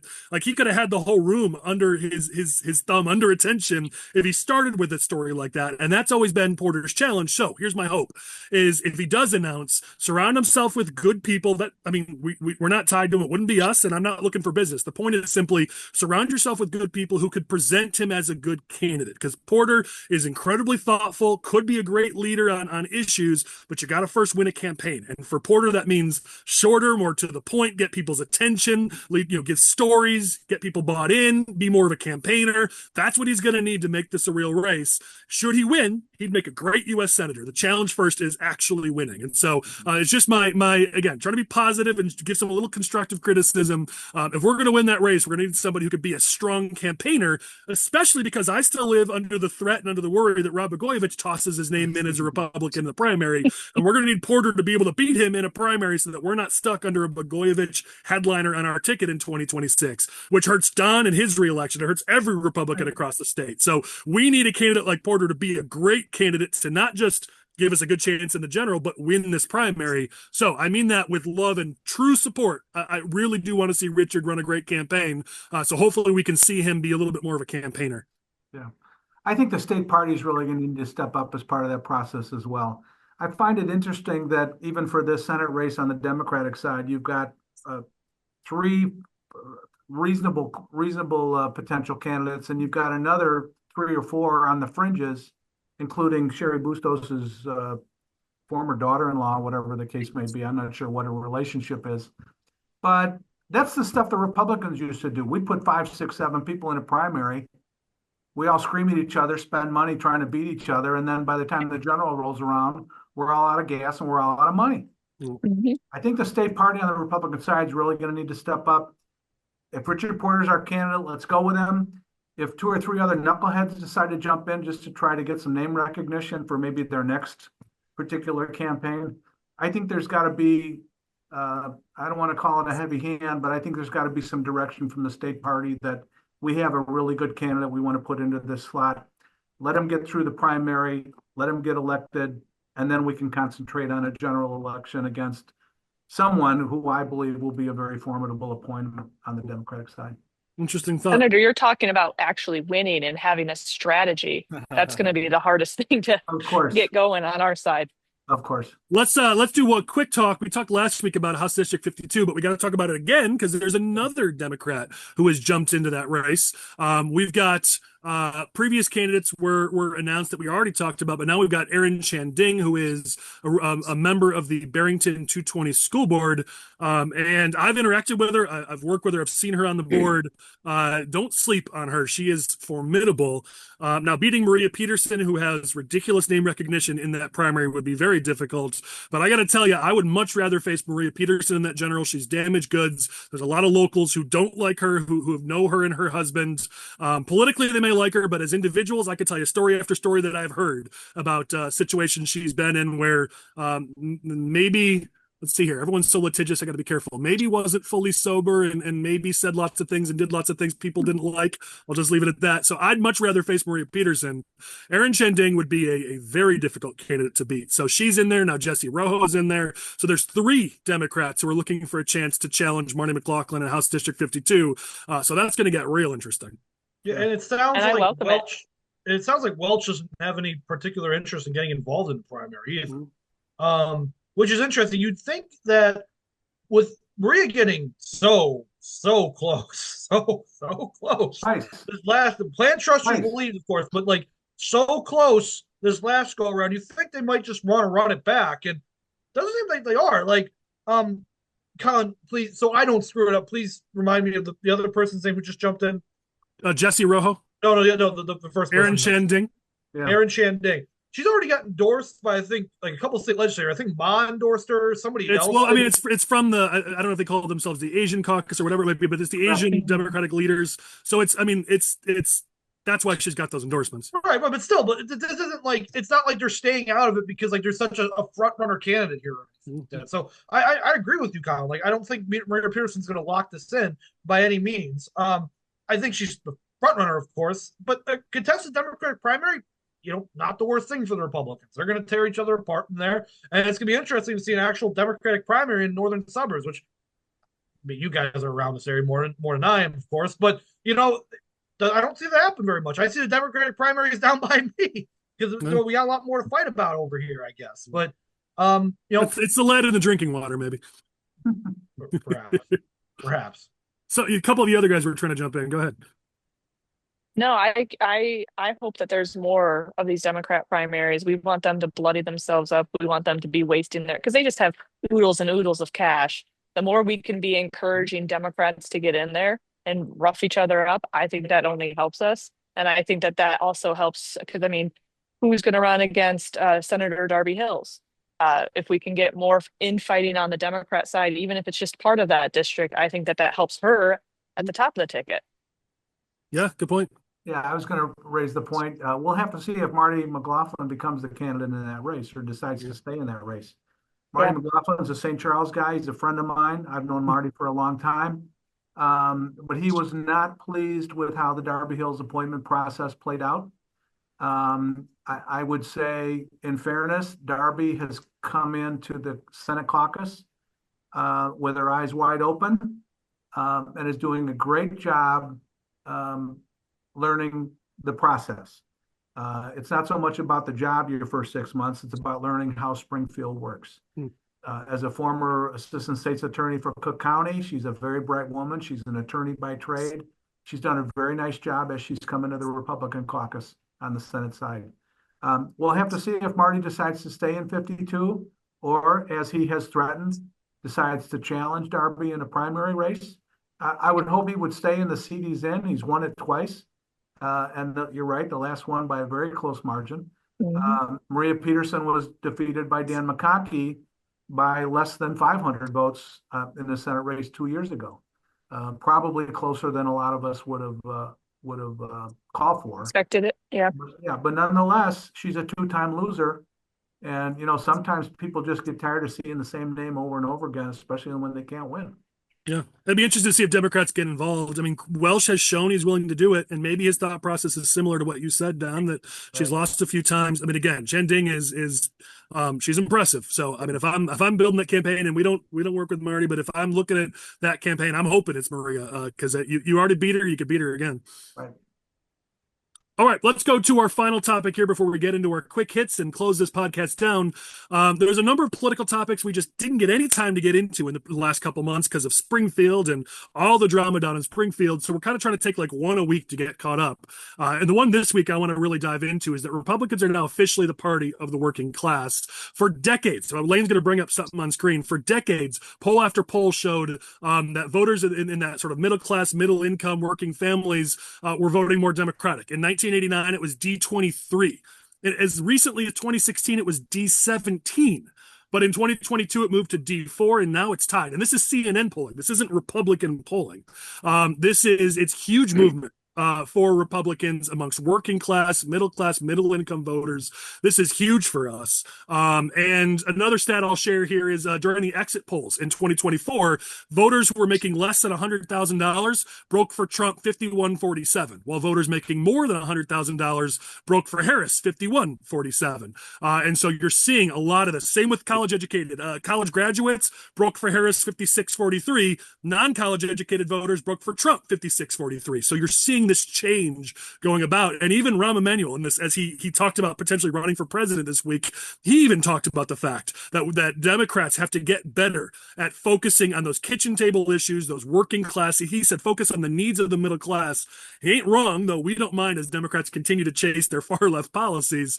But there are some people in the Democratic Party that are pointing to this saying, hey guys, we got a problem. This used to be our base. I mean, D23, this was our base, and now they're breaking even for Republicans and Democrats, and the trend line is very much in our favor. So this is huge. I want to let Chris go first, just because for the 2+ years we've been doing this podcast, he's been pushing this hard in Illinois, and we're seeing the fruits of some of that labor. Now, it's not, of course, it's more Trump than it is Chris, but Chris, kudos to you. You have been pushing this for a couple of years. You got to be happy to see this. Oh, I certainly am. As the Democratic Party has progressively gone further and further to the left, and the Republican Party at the national level, at least the presidential level, has taken more initiative to at least listen to the concerns of the working class and push, fair trade policies and, job growth in the United States and, the rising of blue collar wages we'll talk about later. These are all good things for the working class, the tradesmen, the union workers, like all these things, and they move them closer to the Republican Party. However, there's two things I'm going to say about this. The first thing is one that I've been harking on for a while. And it's not just rhetoric, it's policy. Okay. We can't just rely on the working class to continuously vote for the Republican Party as the Republican Party, some of it, continues to advocate for policies which are against their best interests. There was a book in the 2000s called What's the Matter with Kansas? And it talked about how the Republican Party's policies were opposed to the best interests of the people of Kansas. Wait, hold on. Chris, you can read? Yeah, very much so. Well read. This is exciting. Yes, but the policies of the Republican Party were not, according to the writer of this book, were not in the best interest of the people of Kansas, and they voted for the Republican Party anyway. And I don't want that to be the case here with the working class, the blue-collar workers in this country, okay? The Republican Party, as it's gotten the votes of the working class, needs to uplift the working class, needs to advocate for policies which help the working class. And that may be, as Senator Josh Hawley has done, raising the federal minimum wage from the place it's been for the last, couple of decades. Okay. It might be for advocating for fair trade policy. It might be not advocating for sending more working class sons and daughters off to war in the Middle East. Like, those are working class policies that I think the Republican Party can support and actually, help the people who are voting for it. The second thing is purely, electoral political turnout math. The thing about the Republican Party always been, they always had the more educated electorate back in the day. They had more informed electorate, and they always showed up in midterms. Okay. And that was a benefit for the Republican Party, particularly in this state. Not so any longer. Now that you're dealing with the working class electorate, a less educated electorate, they're not as tuned in to the grander political spectrum as the Democrats are. These suburban Democrats with college and postgraduate degrees, they're paying attention to political process. They're showing up in their midterm elections. They're showing up in their local elections to vote for their township races.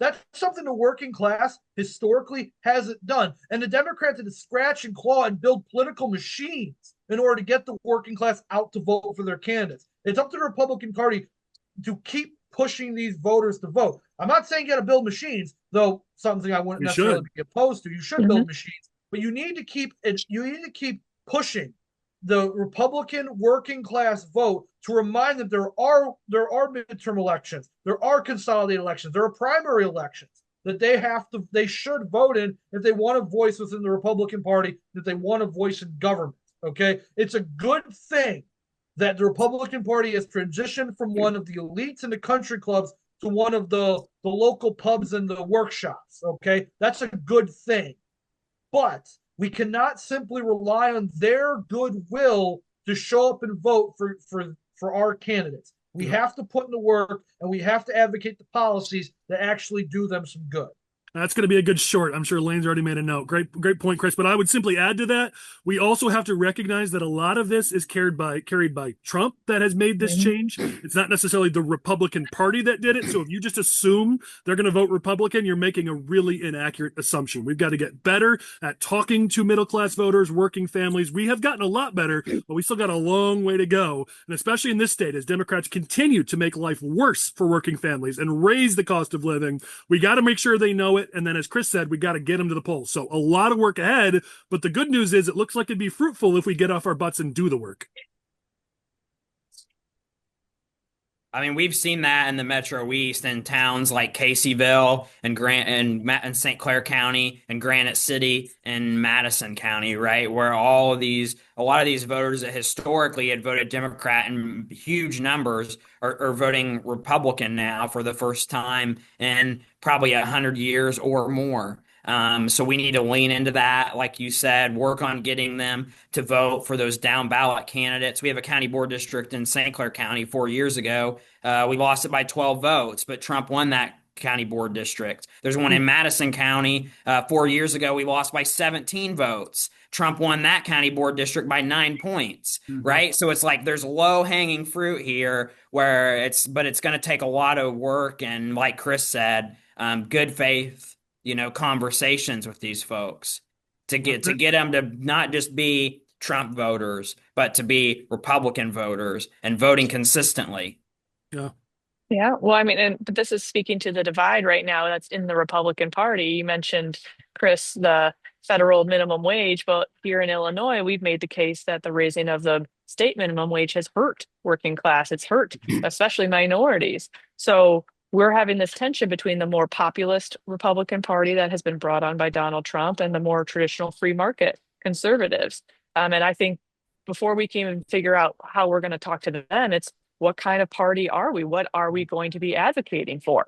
Yeah. Well, you see the same drama and the same challenges in the Democratic Party. I mean, Michael, you pointed out on our internal Discord, you pointed out that the DNC's in dire straits as they might have to borrow money to pay their bills, according to the New York Times. And they've seen some of their top leaders leave.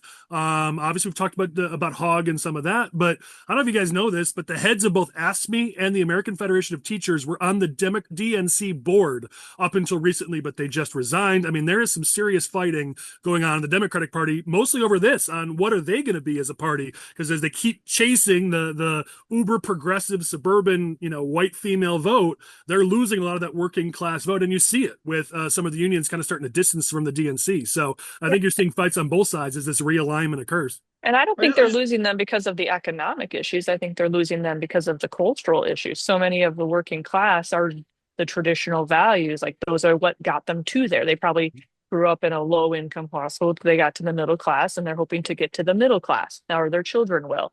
I don't think that us focusing on these populist issues is really what's going to win. It's more just like, hey, look, they've gone crazy.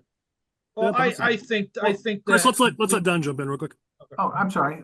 Yeah, just 2 quick points. Chelsie, to your point, it's that white suburban mother of 2 adolescent teenagers who has to worry about who's going to be in their daughter or son's bathroom on a regular basis. I think people are finally starting to figure out the fallacy of the progressive, borderline socialistic policies that the left has been pushing in this country for a number of years.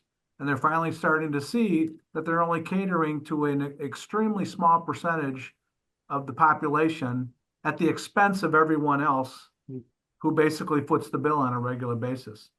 My second point was that the Republican Party, particularly here in Illinois, and I'm going to speak to Illinois just to keep it centric, the Republican Party in Illinois got very lazy over the last couple of decades. We had everything so good for so long. In the meantime, the Democrats, to Chris's point, were building organizations. They were building boots on the street. They were putting together vote by mail programs. That's all finally coming to roost. And I think the Republicans in the last 2 to 4 years have figured that out. I think that's part of the reason why we've done so much better the last couple of cycles, the last 2 to 4 year cycles. And I think it's going to continue to improve as the DNC continues to kind of disintegrate from the inside out. Yeah. Yeah. Let's just we can make these final points quickly because we got to move on to our last topics. But go ahead, Chelsie. I mean, right now we know that public sector union membership is on the decline. So if we're going to start tailoring our message to that, we have to take that into account. And as somebody who I despise public sector unions, especially teachers unions, I can say that now that I'm off my elected school board. I think we should be encouraging the downfall of the public sector unions and trade unions. Ooh, Chris is gonna jump on that. I would certainly disagree with that point because number one, police and fire are a member of public sector unions, and if you want to take on the police and fire as a Republican Party, good luck with that, including the trades in there as well. Also, good luck with that. I'll just be brief here because there's a couple points Chelsie made. I just want to be very brief. The first one is I don't think the Republican Party needs to be monolithic. I think you could have a Republican Party where you have some districts where you're going to have a representative that might be against raising the minimum wage, and that's fine. I want a Republican, like if you're a Republican, you want a Republican to get elected in those seats. But I also think that like in a district where raising minimum wage like from $8.25 an hour federally, might make sense. You have somebody who might advocate that for it. It'll make sense. And the second thing I wanted to address basically is what Chelsie kind of just said is I don't like the idea of just like completely like it's like cheering on like the decrease in public sector union membership again. Like that's bad. Like again, because when you reach the logical conclusion of that, you're talking about the police, talking about the firemen, and you're talking about blue collar water department employees. And listen, we can talk about pensions all we want, but like you're talking against the interest of people who are voting for you. And Chris, let me put a bow on your point. We've said this a lot of this podcast. It's the leadership of those unions that's the problem, not necessarily the membership. And we can't lose sight of that and just sort of throw the baby out with the bathwater. But I got to move us on. Maybe we do a debate just between Chris and Chelsie on a future podcast. That could be pretty fun. But I want to respect your time and get us to our final couple topics here. So this is our news you can use section, our quick hits. The whole point of this is for our audience, we want to equip you with some things you ought to be aware of in the news and you ought to be talking about. Here's the first thing here. So a company that JB Pritzker went to Japan and wooed while he was in Japan has announced they're leaving Waukegan, they're leaving Illinois, and they're consolidating in Wisconsin, of all freaking places. It's going to create 700 jobs in Wisconsin, not in Illinois. And people missed this point as they were talking about how this was a company that was leaving Illinois, which is true. They missed the point that during JB Pritzker's junket to Japan, when he was going to bring big business to Illinois as a result of this, they literally had a whole session with this company. With Yaskawa, I think, and I may be saying that wrong, but they had a whole session with them where they talked with them and wooed them, and yet they still even left Illinois. So this is a direct failure of JB Pritzker, where he clearly directly wooed this company, and that they still said, "We're out, we're leaving Illinois." That's interesting to point out and interesting to be aware of. And maybe as we look at these taxpayer-funded junkets for JB Pritzker to try to make it look like he has international experience, maybe there should be some more scrutiny because clearly it ain't working. All right, next thing here. This directly ties to our next topic, which is nearly 2,100 Illinois workers are going to be laid off in the coming weeks. We've talked about a couple of these companies already, so I won't go through all of them, but there are reports of companies all throughout the state of Illinois that are laying off a few hundred workers here, 60 there, 130 in 33 in Libertyville, 233 in where is this one? I'm not sure where this one is. This one's in Champaign, where there's another 600. It's all over the state of Illinois. So as Pritzker goes around saying how great our economy is, every time we look at workers in the state and opportunities in the state, we are seeing fewer and fewer. To Don's point earlier, lots of great opportunities if you want to get hired by government. But if we want to see long-term growth in this state, we want to see improvement in our budget in 5, 10, 15 years down in Springfield, you need actual economic growth. And we're seeing yet another indicator here that just ain't happening. Well, with every bill they pass, it's kind of like they're sending a letter to these businesses saying, please leave, go somewhere else. We don't want you here. There's green. You can go to Indiana, you can go to Wisconsin. There's greener pastures for these folks, and they'd be stupid not to leave. Michael, think of what you're saying. There's greener pastures in friggin' Indiana, in Wisconsin. Yeah. Those are considered greener pastures than what is objectively an amazing state in Illinois with all sorts of advantages. That's how bad it's gotten in Springfield. It's our government that is causing us these problems, not our state. You're right. It's self-inflicted, to your point. Yeah, exactly. I always ask two questions in those situations. How much money did we give them to bring them here? And what are the clawback provisions in that agreement? Yeah. Because they're leaving. Yeah. I think a lot of people get the shiny dime, with financial incentives to come to Illinois. But once they get here, they realize what a shit show we're running with regards to our business environments. Yeah, you're not wrong there. This one, the word vindication comes to mind for you, Senator, and others, where Republicans had a plan to eliminate the grocery tax in a fiscally responsible way that kept municipalities whole. But of course, Democrats, all they wanted was, the press release and the good publicity and be able to put this in their TV ads. So they eliminated the sales tax on groceries, but it caused a big hole for municipalities in the process. And as a result, you're seeing a lot of municipalities replace that with their own grocery tax, which fine.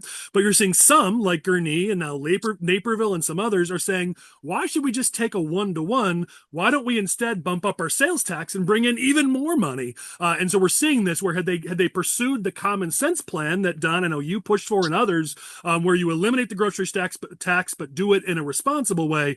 Instead, the way that it was done creates this huge opening now, and some municipalities that are home rule are saying, hey, why not just raise the sales tax and bring in more revenue? So another situation where good government took a back seat to good politics. Agreed. I pushed that legislation for 2 years now. Look, at the state already sweeps close to $700 million from the local government distributive fund, which is the municipalities' slice from the agreement when state sales tax was initiated back in 1976, I believe. And my plan called for the elimination of that grocery tax to be refilled with municipal money that was already being swept by the state of Illinois. No one was more surprised than I was to hear Governor Pritzker spout off at his budget address in February 2 years ago that he was eliminating the grocery tax. And he and I had several conversations about the subject. He made sure municipalities were made whole during the pandemic. When they suspended the grocery tax, he used ARPA money to pay those municipalities back. All of a sudden, when he decided to use it for political gain, it wasn't such a great idea to find a way how to reimburse those municipal coffers. And you're right. Now every municipality, there are hundreds of millions of dollars that were lost in that process. And now these municipalities, and I don't blame them one damn bit to take advantage of this situation. Instead of getting that additional 1% on groceries, let's get it on gasoline. Let's get it on tires. Let's get it on diapers. Let's get it on everything else that people buy in their daily needs in the grocery store and in the stores across our state. I don't blame them one damn bit. And as Republicans, a lot of Republicans, because politically you needed to, a lot of Republicans, especially in the Senate, did vote for that bill. You have a great talking point on this, which is we had a better plan that wouldn't resulted in a sales tax increase. But if you're a Republican running against one of the many Democrats who voted for it, you should absolutely be pointing out that vote directly led to an increase in the sales tax, which is already among the highest sales tax in the country. So if you're running as a Republican against an incumbent Democrat, you absolutely need to use these situations as an example of their bad government down in Springfield has led to now further increases in the sales tax on top of all the other taxes that they keep increasing. So Republicans should absolutely use this.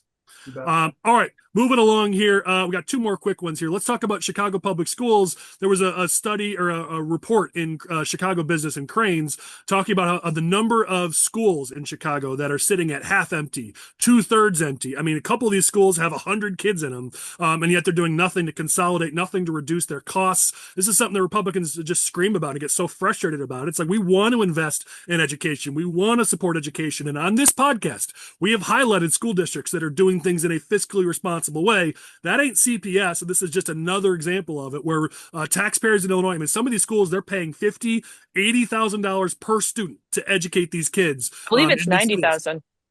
Yeah, you're right. It was 90, close to 90 in one of them. Yeah. It's ridiculous. I figured, Chelsie, you'd have some thoughts on this. So go ahead. It's a travesty because once again, we're using children as scapegoats, where you're using children as a way to create a jobs program for adults.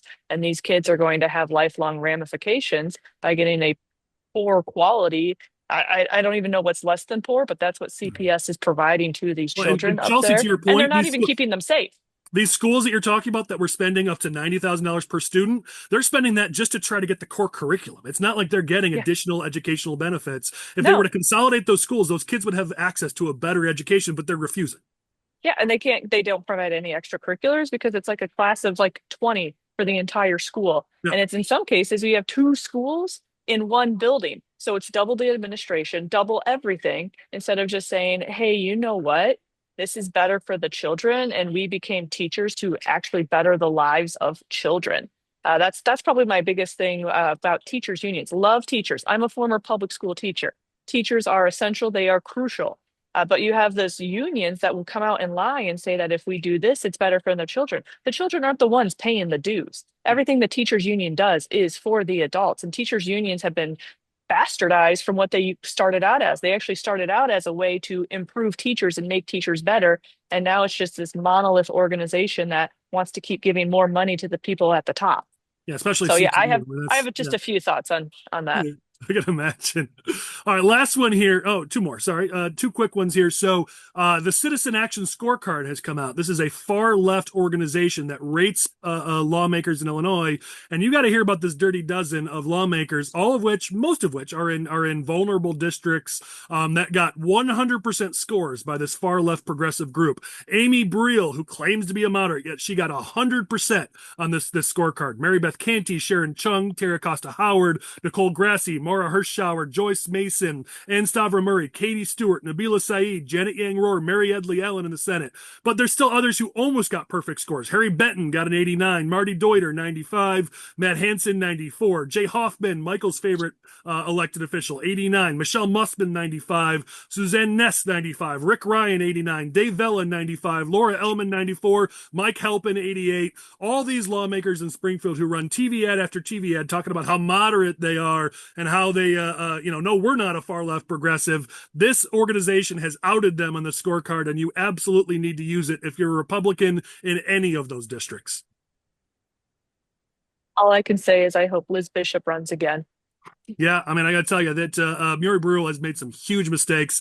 That is absolutely a district we can pick up.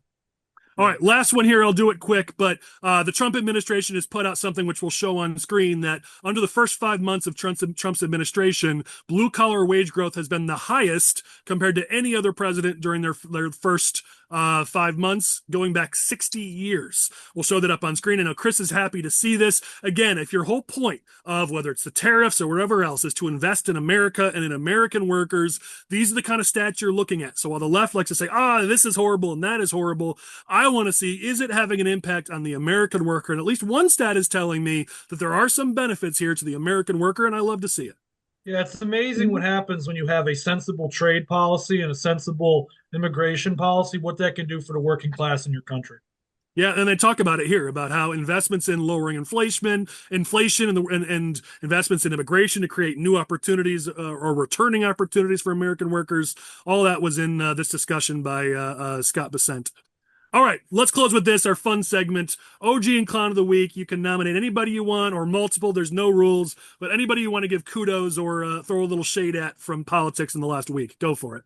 Well, Clown of the Week, I got to say Katie Stewart, because she had an op-ed in a local newspaper this week where she was bragging about how the Democrats went through the budget line by line and made cuts because they want to put our tax dollars to good use. And she was just so proud of that. And it's like, well, how much did you guys actually cut, and what are we spending? Doesn't seem like that is accurate. So I thought that was comical. And also on the clown side, or the OG side, I'm sorry. On the OG side, I met Chris Butler he's an African-American pastor from Chicago, and he was downstate with Americans for Prosperity, advocating for homeschool families and school choice. It was great to meet him.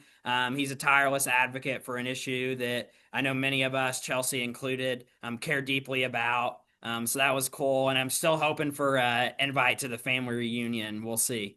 The Butlers are rising strong. That's right. What else you guys got?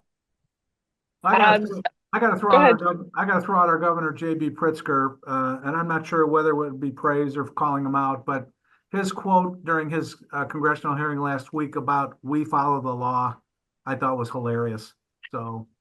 I actually posted about that, Don, where I was like, we follow the law, but when it's inconvenient, nah. Yeah, exactly. Yeah. We follow it the way we see it. Yeah. Senator actually took the one that I was going to say. I think we can always just settle on. No, you're fine. We can always just know that our governor is going to be a clown. What else you guys got?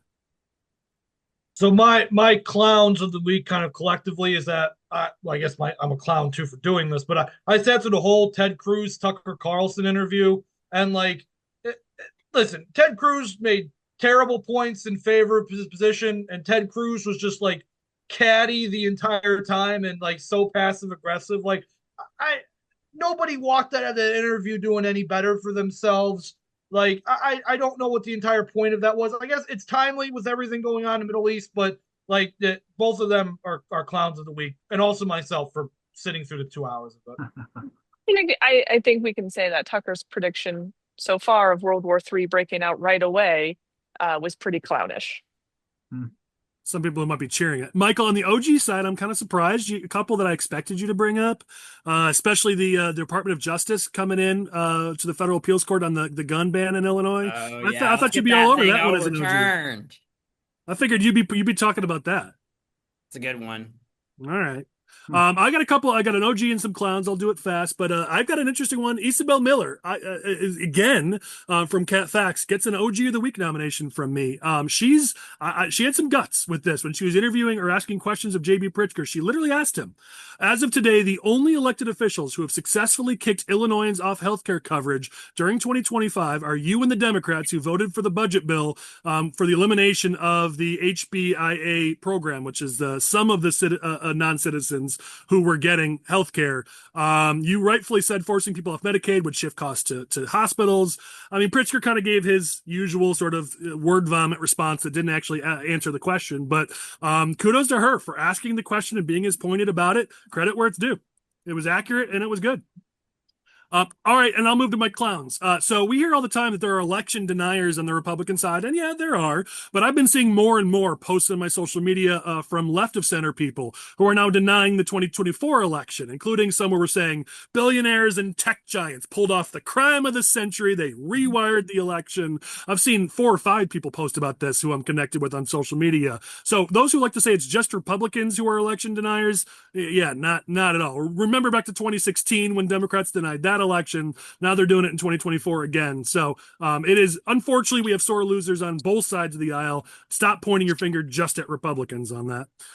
We've got a couple school districts. I just like to call these out when they happen because my wife and I'm looking at Teddy, my boy, and we're trying to decide what we do about, educating our kid, and especially with the public school system the way it is. You've got a former Downers Grove South teacher facing 52 sexual charges, including grooming.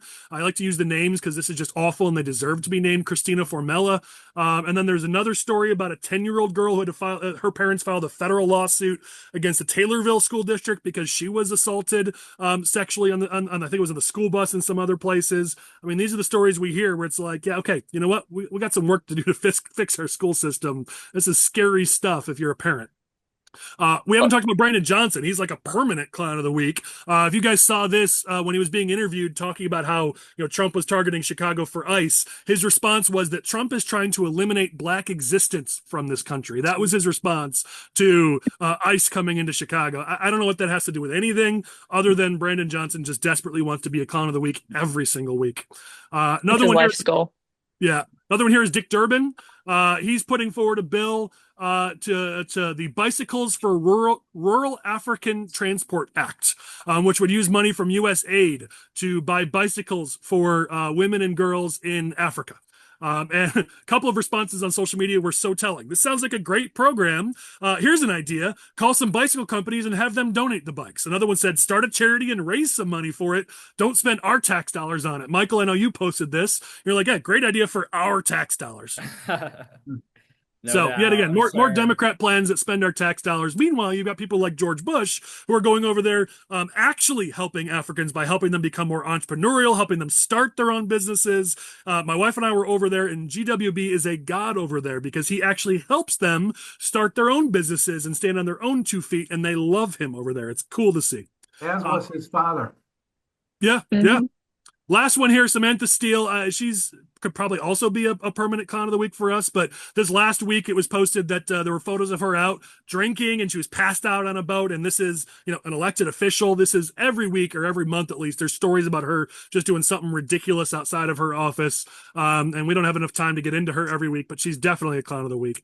All right, way over our time, so let's close this down. Your final thoughts for the week. We'll let our guests go last. So, Chris, you woke up this week. Good job. So, Michael, you can go first. I get to go first. All right. One of the things that I was going to say is you look at the generic ballot on the congressional level, go to Real Clear Politics where they have the average. The last two polls that were done were tied 45-45 Republican Dem. The average has Democrats up 2 points. So, there's all this consternation and, it's a midterm election with a Republican president. We're going to get our butts handed to us. Well, the polling right now suggests that that may not be the case. So don't sit this one out. If you're thinking about running, like it's time to make a decision. We've got a country to save. Let's get after it. Nice. Chris, in any other week, I'd let you go last because you did bring the heat this week, but go ahead and give your thoughts now. So I would encourage our listeners to pray for the American servicemen and women stationed in the Middle East and the civilians in both Israel and Iran. As war is broken out between the two countries. War is not a good thing. Nor should any politician or person ever think war is a good thing. So please pray for peace in the Middle East, that there can be a peaceful end to this conflict and that something can be done about it. Thank you. All right. Chelsie, your final thoughts. Thanks for being here. Of course. I should have mentioned that Leader McCombie deserves a shout out for sending that letter to Congress, urging them to pass the Educational Choice for Children Act. You mentioned that. Mentioned your child and trying to find where you're going to send Teddy. There's a real possibility that the U.S. is going to have federal school choice, and that would just be fantastic. So I urge everybody to reach out to Senator Durbin and encourage him to approve it, vote for it, the bill, the big, beautiful bill, whenever it comes. That way more kiddos can go to the school that's best for them. Don, thanks for being here. You get our final word. My pleasure. Thanks for the invitation. I encourage everyone to find Senator Chapin Rose's blame game speech off the budget debate on the floor. Very educational, and he calls out the reality and hits them right between the eyes with it. The other thing I would leave everyone with is that we will resolve transit prior to veto session. Interesting. My prediction. Okay. All right. We'll hope to see that. All right, as we close this down, one thing I wanted to point to, this is just for the politicals in the room and those who are watching, but Nielsen put out something that I thought was really interesting. For the first time ever, streaming has reached a historic milestone as the share of total television usage. It now represents 44.8% of TV viewership as of May, while broadcast TV is 20.1, cable is 24.1. So combined, this is the first time that streaming is actually larger than broadcast and cable. So my point is, if you're working with a political team or politicos or consultants who are so old school, it's just always the traditional stuff, the TV or whatever else it might be, those have their place, don't get me wrong, but politics has changed and there's absolutely better ways now to reach voters right at home, right where they are, without spending $1 million a week to get your TV ads up out there. So make sure you're looking at the latest ways to reach your voters instead of just reaching into our playbook from 20 years ago. That just isn't winning elections anymore. With that, I'll close down. Thank you to our guests. Thank you to our producer, Lane Davis, for all of his hard work. We will catch you all next week in the smoke-filled room. In the meantime, try not to melt this weekend. We'll catch you all later.